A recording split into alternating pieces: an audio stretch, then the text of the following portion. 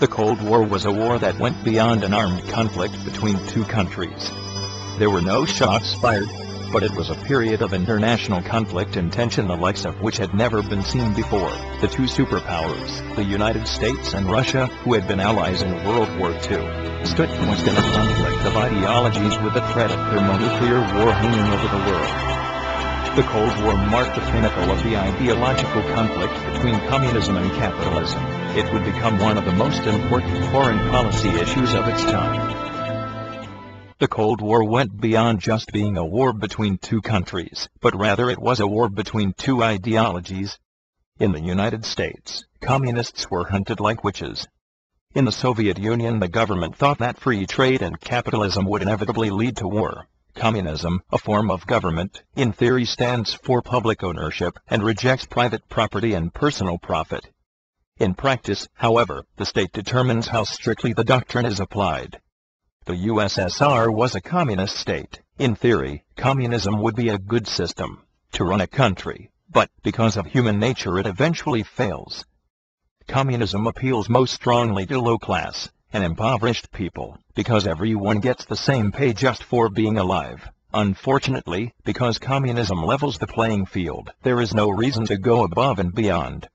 For example, a baker gets paid the same for making 6 loaves of bread as he would if he made 44. Eventually, people will do as little as possible if given the chance, which is why communism is destined to fail. Capitalism is just about as different from communism as it gets.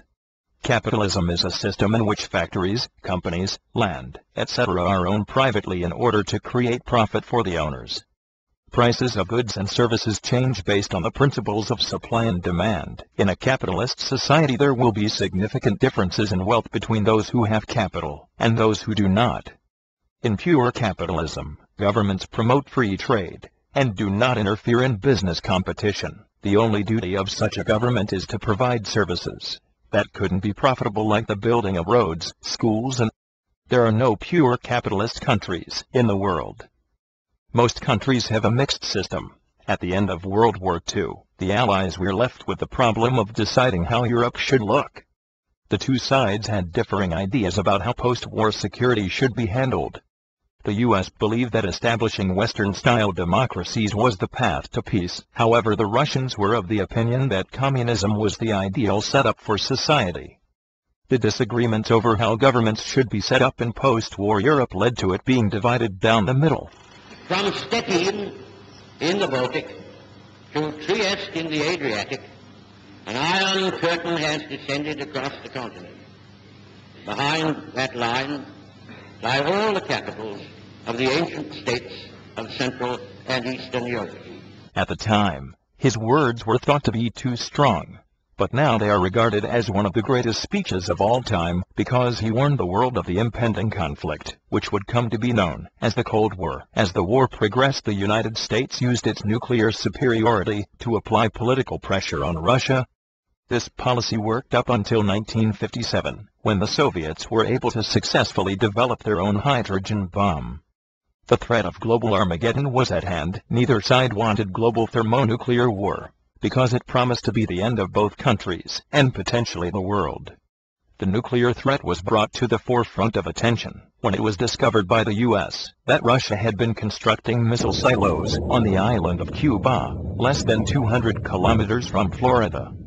Russia had hoped to use these sites to exert influence over the Western Hemisphere, but this was something that the U.S. would absolutely not allow. In the past week, unmistakable evidence has established the fact that a series of offensive missile sites is now in preparation on that imprisoned island. The purpose of these bases can be none other than to provide a nuclear strike capability against the West. President Kennedy responded with a naval blockade of Cuba. As the world teetered on the brink of a nuclear war, the Soviets decided to stand down and remove the missile sites. The Cuban Missile Crisis showed that neither country was prepared for a nuclear war, because it promised mutually assured destruction. This event escalated Americans from a state of suspicion to fanatical hunting of communism. This hysteria went so far that anyone simply accused of being associated in any way with communism could be persecuted without objection. This conflict led to agreements to reduce the stockpiles of nuclear weapons. In the 80s, the Soviet Union is thought to have had the largest armed forces in the world, in both the number of troops and military-industrial production, a result of the arms race with the United States. Such a large force required many resources to maintain, putting huge economic strain on the country. The Soviet economy became stagnant, having nearly zero growth. In 1985, Mikhail Gorbachev rose to power. He identified the problems of ailing the Soviet Union and set the country on a path of economic reform. Economic reform meant allocating resources once dedicated to Cold War military spending to the development of other sectors. The Soviets declared they would no longer intervene in the affairs of Allied states in Europe. In 1989, the Cold War was declared over officially by President Bush and Mr. Gorbachev. By 1990, the Communist Party lost its hold on political power in Russia. By the end of 1991, the Soviet Union had dissolved.